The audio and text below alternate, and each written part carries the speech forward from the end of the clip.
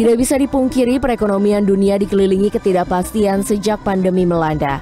Dalam Annual International Forum on Economic Development and Public Policy yang digelar oleh Badan Kebijakan Fiskal Kementerian Keuangan pada Rabu di Nusa Dua Bali, Indonesia, menciptakan diskusi bukan hanya dalam konteks domestik tetapi juga internasional.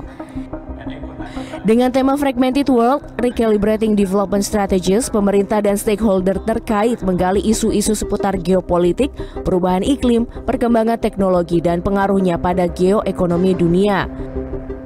Sri Mulyani, Menteri Keuangan RI, mengatakan bahwa dunia sedang dihadapkan dengan kondisi global yang semakin terfragmentasi.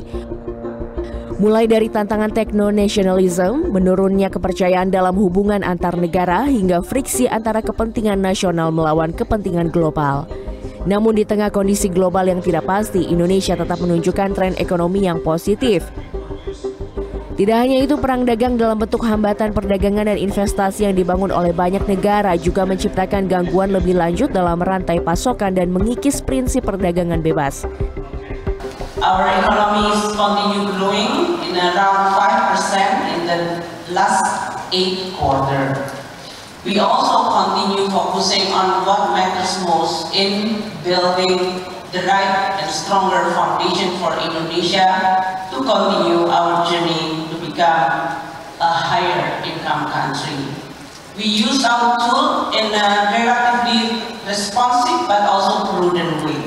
Our fiscal tools is always in the forefront and the most significant strategic tools in managing so many shocks, both from global as well as domestic.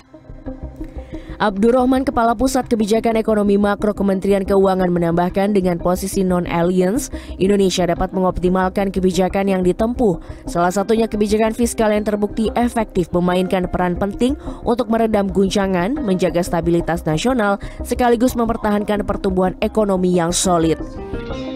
Fiskal juga konteks globalnya sangat penting dilihat, sehingga arah kebijakan fiskal nanti juga akan memaksimisasi fungsi dari kebijakan fiskal. Dalam hal ini balance ya antara tadi mengadres isu yang sifatnya short term, dalam arti tadi ada gejolak gitu ya.